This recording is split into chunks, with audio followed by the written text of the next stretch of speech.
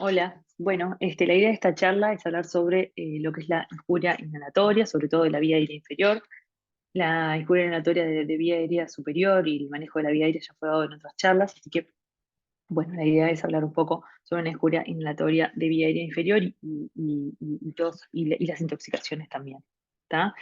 La injuria inhalatoria tiene un gran impacto pronóstico y aumenta francamente la morbimortalidad de los pacientes expuestos al humo y se define como una injuria causada por la inhalación de gases calientes y productos tóxicos que se generan de la combustión incompleta. Su clasificación va a ser según la fisiopatología en tres subcategorías. Por un lado va a estar la injuria térmica de lo que es la vía aérea superior, que es lo que yo les comentaba, que se da generalmente en las primeras horas luego de la exposición del paciente, y es fundamental ahí el manejo de cuándo, de la vía aérea y cuándo intubar y cuándo no, que bueno, eso ya fue dado en otra charla, y la idea de esta charla es hablar sobre lo que es la injuria de vía aérea inferior, que es una injuria química por la exposición a los gases de las vías respiratorias, y la intoxicación sistémica, que es la injuria sistémica, sobre todo por monóxido de carbono y cianuro, que lo vamos a ver también en esta clase. En cuanto a la injuria, entonces, de vía aérea inferior o subglótica, es una injuria, como les decía, química, no térmica, ya, es por la inhalación de estos gases irritantes a nivel de las vías respiratorias. Y bueno, existen distintos materiales que están implicados en los incendios, y esto, según cuál material estuvo implicado, va a determinar la composición del humo, como vamos a ver un poquito más adelante, y por ende la severidad de la inflamación. Esto va a generar tanto un daño directo como generando una respuesta, una intensa respuesta inflamatoria a nivel pulmonar y a nivel sistémico. Entonces, como les decía, no todo el humo de todos los incendios son iguales, dependiendo de qué material está expuesto, de qué material, perdón, sufre la combustión, los, eh, los gases que se liberan, y por lo tanto no es siempre igual, y dependiendo si es una vivienda lo que se incendia o es a nivel industrial, va a ser distinto los gases que se liberan, y por lo tanto va a ser distinto los gases tóxicos a los cuales el paciente va a estar expuesto, y va a determinar, obviamente, según eso, la respuesta inflamatoria que va a determinar a nivel de las vías respiratorias, por lo que es importante saber, bueno, cuáles fueron los materiales implicados en el incendio. En cuanto a la fisiopatología, bueno, eh, esta irritación a nivel de las vías respiratorias, de los gases químicos, va a determinar por un lado una hiperemia de las mucosas de las vías respiratorias, y esto va a determinar, por un lado, obviamente, que broncoespasmo, pero además va a determinar la formación de cilindros, como se denominan moldes, que realmente generan una obstrucción a veces muy severa de todas las vías respiratorias, y que se va a generar este, a partir de esta exudación fibrinosa de las vías respiratorias y el desprendimiento de la mucosa, y todo eso determinan estos moldes, que determinan obstrucción a nivel respiratorio. A su vez, a esta insuficiencia respiratoria aporta la pérdida del surfactante y de la función mucociliar, aportando a lo que es la fisiopatología de la insuficiencia respiratoria.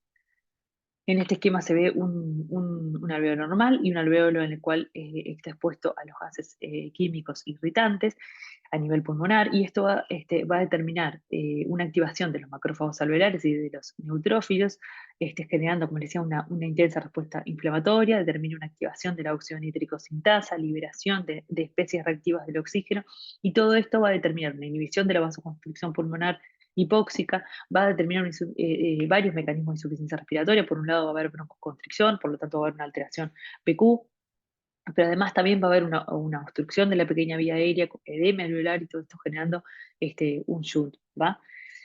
Esta respuesta inflamatoria sistémica va a ser aún más intensa si el paciente además asocia quemadura de piel. O sea, si un paciente, siempre vemos, ¿no?, un gran quemado, que además presenta una disfunción inhalatoria, todo esto, la respuesta inflamatoria va a ser sistémica, va a ser más intensa, por lo tanto va a tener mayor disfunción multiorgánica, y por lo tanto obviamente el paciente va a estar más grave, y aumenta la mortalidad de este paciente.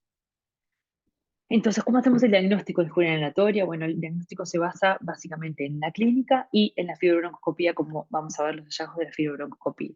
Pero es importante determinar que, bueno, la clínica de este paciente, generalmente la injuria inhalatoria no es como la injuria de vía aérea superior térmica, que se da en las primeras horas luego de la exposición, sino que la injuria inhalatoria del vía aérea inferior se da generalmente a las 24 o 48 horas del paciente expuesto, por lo que es importante tener la sospecha de la misma e ir a buscarla y bueno, y pensarla, ¿tá? Entonces, ¿qué de la clínica nos va a hacer sospechar que el paciente presenta una disfunción inhalatoria?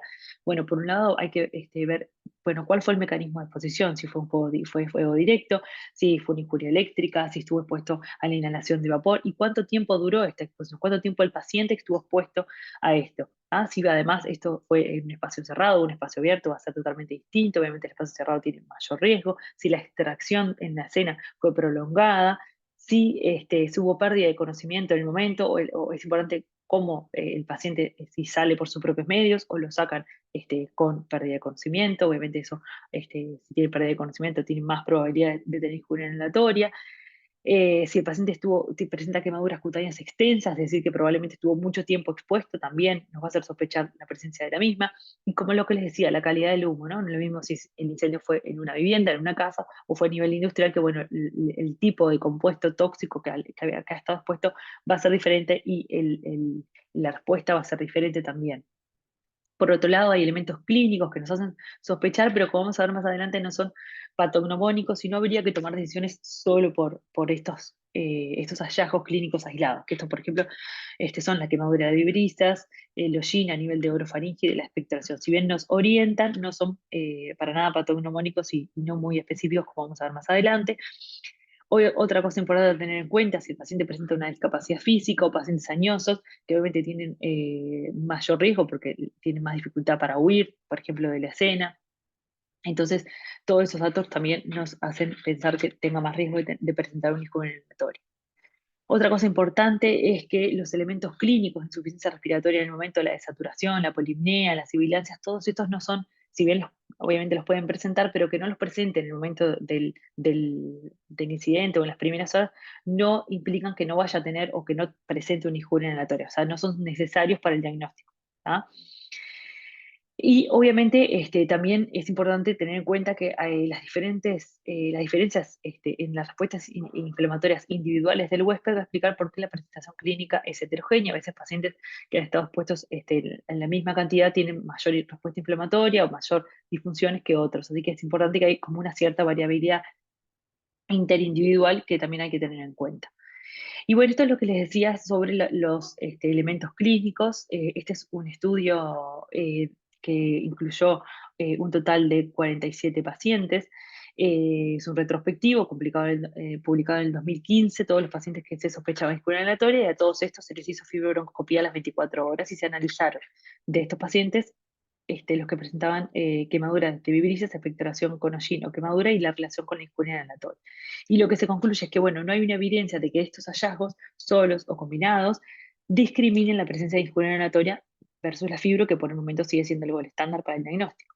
Así que se concluye que, dada la inconsistencia de estos hallazgos clínicos para el diagnóstico, hay que tener precaución de usarlos aislados o en conjunto en el diagnóstico de lesiones por inhalación y determinar la necesidad de intubación también, como se habló en la otra clase. O sea que, en suma, la quemadura de virillas y la expectoración con hollín o la quemadura de cara, de por sí o aislados, solo por eso no hacen diagnóstico de injuria inhalatoria, no la predicen, y tampoco hay que tomarlas en cuenta si el paciente solo tiene esto en el manejo de las vías respiratorias. ¿Está? Y bueno, en cuanto al diagnóstico, como yo les decía, el segundo pilar, digamos, es la fibrobroncoscopía, que por el momento sigue siendo el gol estándar para el diagnóstico, y no solo lo usamos para el diagnóstico, sino que tiene tres funciones claves, perdón. Una va a ser, como vamos a ver, clasificar la gravedad de la injuria inhalatoria según los hallazgos que encontremos, pero además también va a ser tratamiento, porque estos pacientes, y sobre todo los que tienen injuria inhalatoria severa, van a determinar como yo les decía, esta obstrucción a nivel bronquial, y van a determinar fibrobroncoseriadas para hacer una buena aspiración y una buena toilette de las vías respiratorias, y además va a ser como diagnóstico para tomar muestras de los lavado bronquial alveolar, sobre todo para diagnosticar la principal complicación de estos pacientes, que es las infecciones pulmonares, ¿no? Las neumonias.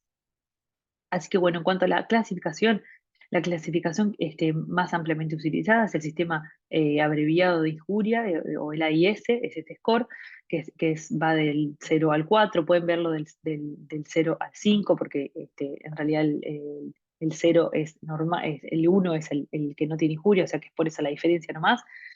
Pero bueno, la leve, que les voy a mostrar acá, en esta se ve grado 0 que no tiene ninguna lesión, es una fibro normal. La grado 1 es la injuria leve, que sería la que se ve la mucosa hiperémica, como se ve acá, pero sin obstrucciones y sin hollín, o sea, sería una injuria inhalatoria grado 1. La grado 2, que es la lesión moderada, en la que se ve ya una intensa hiperemia con áreas ya más pálidas de la mucosa y hollín, pero sin grandes obstrucciones, por lo que sería una lesión 2 o moderada. La severa, la grado 3, es la que ya se ve la intensa lesión a nivel hiperémica de la mucosa, con áreas bien pálidas, necróticas y obstrucciones importantes con hollín, la mucosa tapizada de hollín, y bueno, sería lo que es una lesión severa. Y la grado 4, la masiva o muy severa, es la que ya se ve la lesión, bueno, una intensa obstrucción bronquial con esfacelos de la mucosa, como se ven acá, y una mucosa tapizada y necrótica, que sería una injuria inhalatoria grado 4 o muy severa. Pero esta escala, si bien es ampliamente utilizada, no ha sido,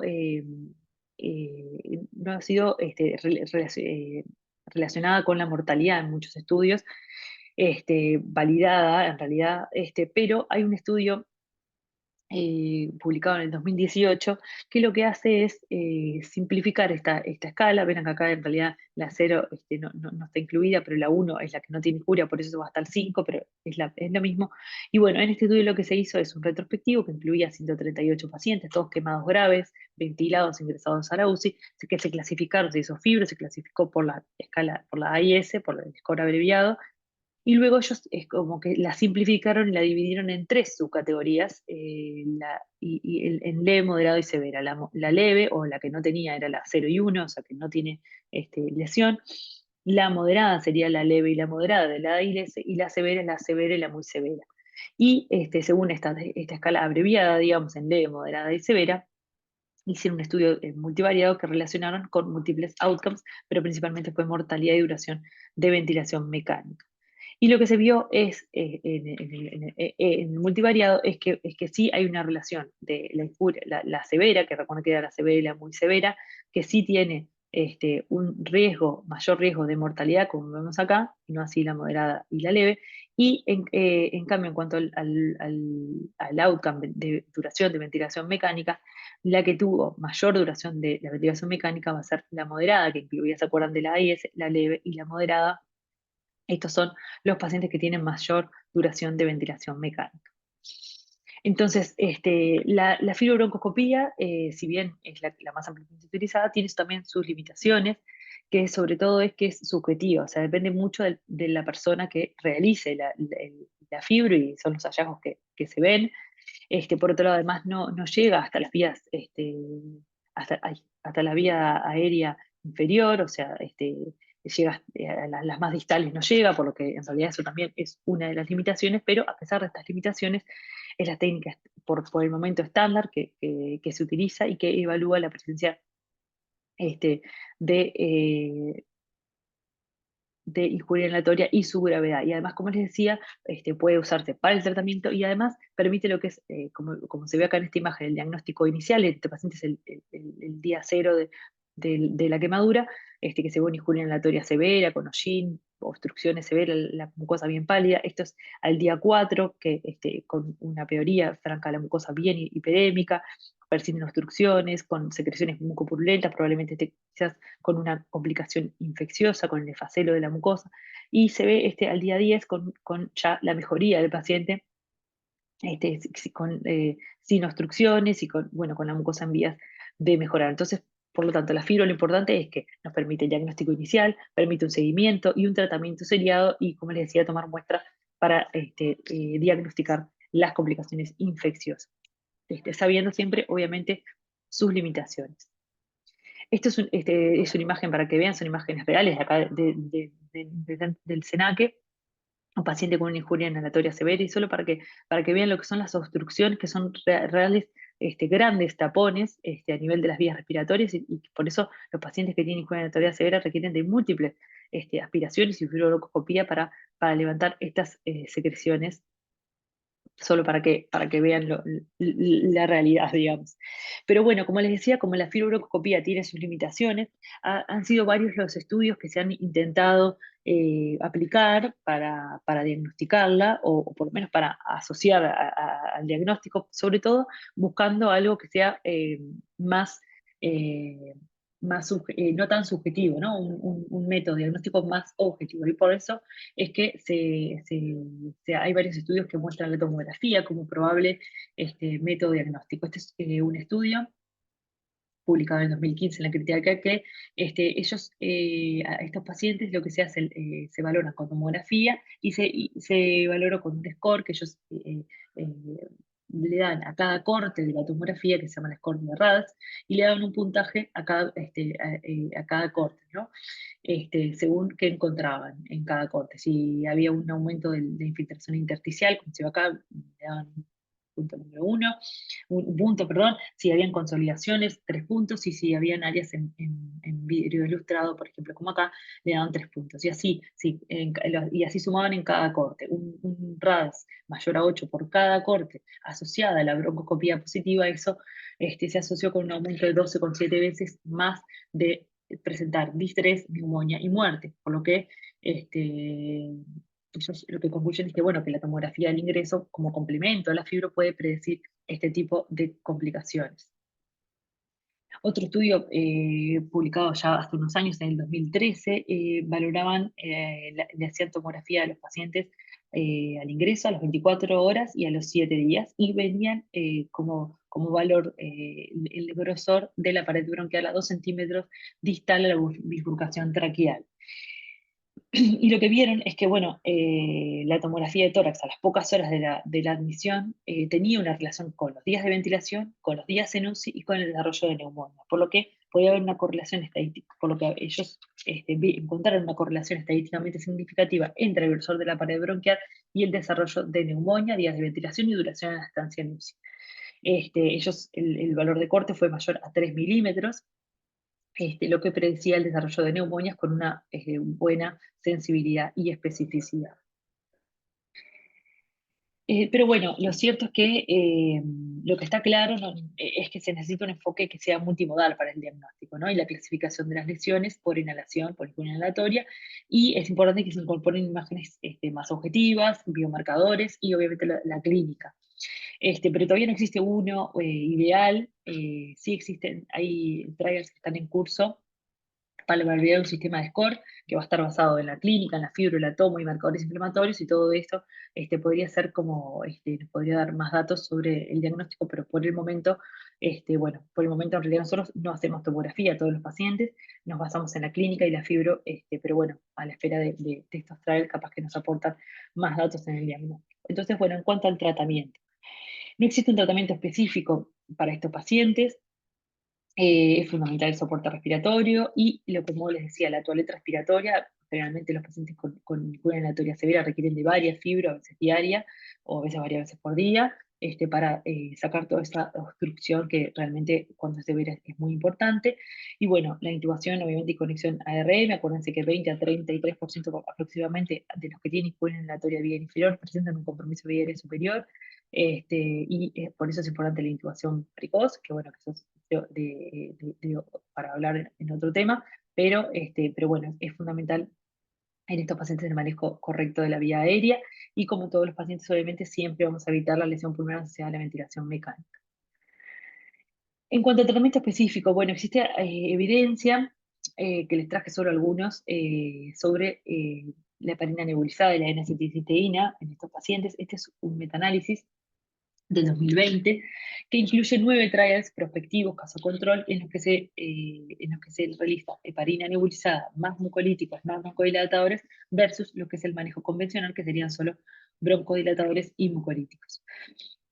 Y lo que se vio es que los pacientes en los que se realizaba la heparina nebulizada, en estos grupos, se asoció a una disminución de la mortalidad, a menos días de ventilación mecánica y a menos días de hospitalización, no así, sin cambios en la incidencia en las neumonias y sin disminución en las reintubaciones no planificadas. Y bueno, esta es una revisión de la literatura publicada también en el 2020, que lo que ellos concluyen es que, bueno, que la heparina nebulizada más la N-acetilcisteína puede tener beneficios para los pacientes con disfunción aleatoria, intubados obviamente, y que la dosis, si se realiza la dosis es de 10.000 unidades de heparina nebulizada cada 4 horas, alternando con la N-acetilcisteína nebulizada y beta 2, obviamente en intervalos opuestos cada 4 horas, se debe iniciar a las 48 horas luego de la lesión para maximizar el beneficio y se debe continuar por 7 días o hasta la desvinculación de la ventilación mecánica. La heparina nebulizada se usa en los pacientes a veces con disfunciones aleatorias muy severas, se ha utilizado. Obviamente que hay que tener en cuenta que también tiene sus complicaciones, como son los sangrados, que en la mayoría de los estudios los muestran como de con baja probabilidad, pero bueno, existe y hay que tenerlo también en cuenta, obviamente. ¿Tá? Eso era en cuanto a la dispuria química, digamos, de, dispuria de vía aérea inferior. Y ahora vamos a hablar un poco sobre lo que es la dispuria sistémica, la intoxicación. La intoxicación con los gases asfixiantes sistémicos, como yo les decía, principalmente por monóxido y por cianuro, que son los más relevantes, y que es importante tener en cuenta que frecuentemente ocurren en combinación. Vamos a la primera sobre el monóxido. Bueno, el monóxido se produce por la combustión incompleta de los compuestos de carbono. Como saben, se une a la hemoglobina con mayor afinidad, más de 200 a 250 veces más que el oxígeno, y la citocromo oxidasa. Y esto lo que hace es reducir el transporte de oxígeno de la hemoglobina y disminuyendo la utilización de oxígeno a nivel celular. Esto genera una desviación de la curva de disociación de la hemoglobina hacia la izquierda y todo eso genera este, menor liberación de oxígeno a los tejidos. ¿Ah? Esto además produce induce una activación plaquetaria, estimulando los neutrófilos, una liberación de la amiloperoxidasa, y todo esto va a amplificar aún más la respuesta inflamatoria, como les decía, aumentando la liberación de las especies reactivas del oxígeno. A su vez, la liberación de amiloperoxidasa y las especies reactivas del oxígeno van a determinar daños a nivel de la mielina, provocando lesiones neurológicas que incluso a veces son tardías, duraderas, determinando secuelas neurológicas de estos pacientes y a veces muy importantes. Y es importante siempre considerar esta intoxicación en los pacientes que han estado expuestos en incendios en espacios cerrados. ¿Cómo hacemos el diagnóstico? Bueno, el diagnóstico en realidad se hace con la carboxihemoglobina. El valor de corte es más de 2% en los pacientes no fumadores y más de 10% en los pacientes fumadores, pero es difícil diagnosticar porque la vida media de la carboxihemoglobina a las 4 horas respirando a un oxígeno al 21%, luego que el paciente ya es retirado de la fuente, a las 4 horas se reduce su vida media, 60 minutos respirando con oxígeno al 100% y 20 minutos en oxígeno hiperbárico. ¿Qué significa esto? Lo importante es cuando hacemos diagnóstico de estos pacientes, lo importante es sacar una muestra para dosificar carboxihemoglobina en el momento que tomamos contacto con el paciente, porque luego que el paciente ya presenta, incluso respirando en vea, con un aumento del oxígeno, obviamente, o con el oxígeno suplementario, va a caer rápidamente la carboxihemoglobina. Por lo tanto, la intoxicación con monóxido determina realmente lo que es una hipoxia tisular. ¿Tá? Como dijimos, el monóxido se une a la hemoglobina con mayor afinidad y determina una disminución en el contenido arterial de oxígeno. Aún tengan en cuenta que el paciente va a estar con una PO2 o una saturación normal. Por eso a veces acá no contamos, pero algunos tienen coxímetros que miden la carboxihemoglobina, pero bueno, sepan que estos pacientes van a estar hipoxémicos aún, saturando y con una oxemia normal. Como les dije, ya desvía a la izquierda la curva de disociación de la hemoglobina, menor disponibilidad tisular, y esto va a determinar la alteración también a nivel de la función mitocondrial, de la producción de ATP, también alterando el músculo esquelético y del sistema nervioso central. Entonces, bueno, eso rápidamente sobre el monóxido. Ahora vamos a hablar un poco sobre el cianuro. El cianuro se genera por la combustión de materiales naturales y sintéticos que contengan nitrógeno, como plásticos, nylon y lana, frecuentemente involucrados en los incendios. El cianuro genera una alteración a nivel mitocondrial, inhibiendo la citocromo oxidasa con una vida media aproximadamente de 1 hora. Y los signos clínicos son muy variables, va a depender de la dosis. Puede haber, en cuanto, por ejemplo, los síntomas neurológicos, desde una cefalea, una confusión, mareos, hasta un coma y convulsiones. Los respiratorios lo mismo, puede haber solo un dolor torácico, disnea, hasta una depresión respiratoria de apnea. A nivel abdominal, náuseas y vómitos. a nivel cardiovascular, arritmias, hipotensión, este, y bueno, la clínica es bastante variable, como ven. En cuanto al diagnóstico, bueno, no existe una prueba que sea rápida y confiable, no existe como la carboxiemoglobina, pero sí, por eso es que, como sabemos que es muy frecuente la intoxicación que es concomitante con el monóxido, siempre que el paciente está intoxicado con monóxido, siempre hay que sospechar con la intoxicación con cianuro. Por lo tanto, lo que se dice siempre es que un paciente que tenga una acidosis láctica, una carboxiemoglobina mayor al 10%, que presente shock y un Glasgow menor a 14 o alguna alteración en neurológica, bueno, podemos hacer diagnóstico de intoxicación con cianuro. Sobre todo los pacientes, por ejemplo, que vienen con un shock, una acidosis láctica importante, con un lactato mayor a 10, con alteración de la conciencia, pero que, por ejemplo, no están en piel, la quemadura en piel es muy leve o no tienen quemadura de piel, o sea, que el shock no se explica por la quemadura de piel, entonces, bueno, lo más probable es que han estado expuestos, obviamente, a un incendio, a humo, bueno, lo más probable es que estén intoxicados y probablemente con los dos, con monóxido y con cianuro.